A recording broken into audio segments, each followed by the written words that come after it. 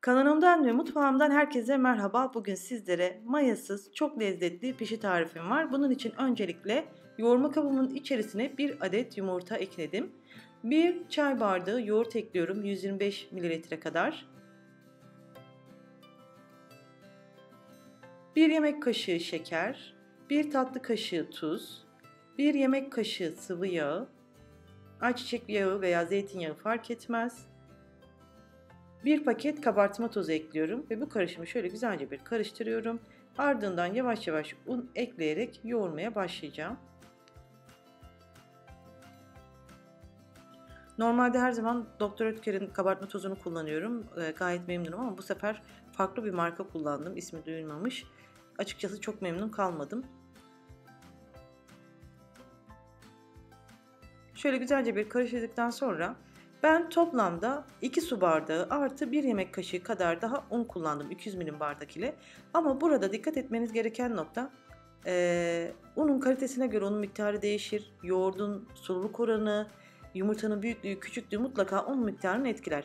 Bu arada ben 1 tatlı kaşığı kadar da çörek otu ekledim.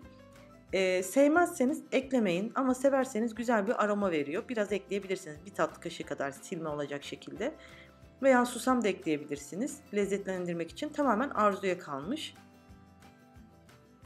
Söylemiş olduğum gibi yumurtanın büyüklüğü, küçüklüğü, yoğurdun katı veya daha fazla sulu olması un miktarını etkiler. Ele yapışmayan yumuşak bir hamur olana kadar hamurumuzu yoğuruyoruz. Bu yumuşaklık ideal. Hiç beklemeye vesaire hiç gerek yok. Hamurumu güzelce bir merdane yardımıyla açacağım. Çok fazla kalın bırakmayın. Bol yağda kızartırsanız balon gibi şişerek kızarıyorlar. Ben az yağda kızarttım. Sonucu size göstereceğim.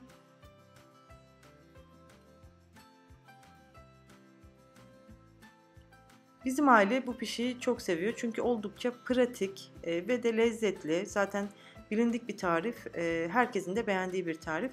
Pazar kahvaltıları için ideal.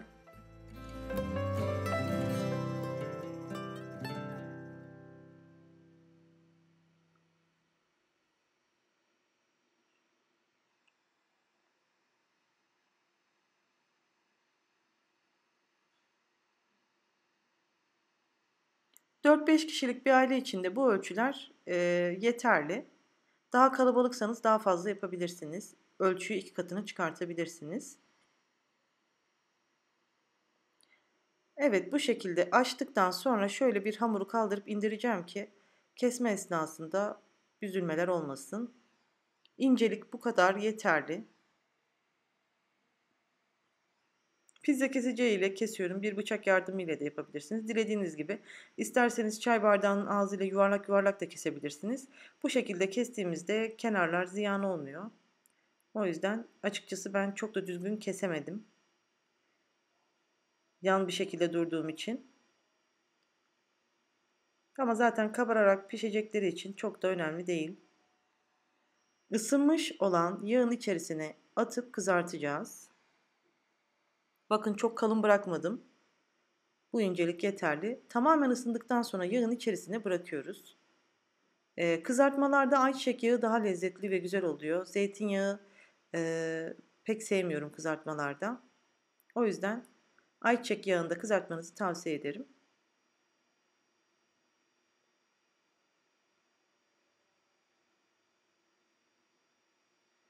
Hamuru yoğurmanız, kızartmanız vesaire toplamda sadece bir 10 dakikanızı anca alacaktır. Oldukça pratik ve lezzetli bir tariftir. Söylemiş olduğum gibi bol yağda kızarttığımızda daha fazla güzel kabararak kızarıyorlar.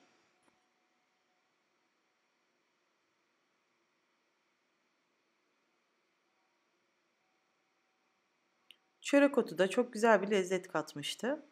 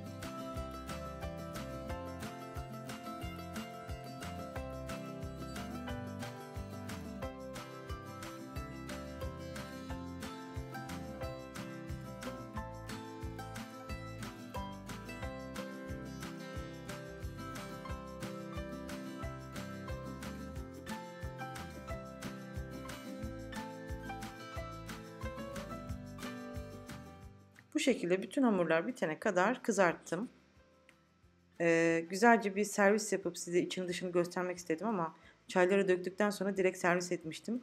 Ama unutmadım, hemen eee, tabağın yarısına geldikten sonra dedim ben takipçilerime bu hamur kızartmasının içini mutlaka bir göstereyim. Çok güzel pişiyor, yumuşacık ve oldukça lezzetli. İnanın herkesin beğenerek yemiş olduğu bir pişi tarifidir. Sizler de deneyip ailenizle paylaşın. Bir sonraki yeni güzel tariflerde görüşmek üzere diyorum. Hoşça kalın. Allah'a emanet olun.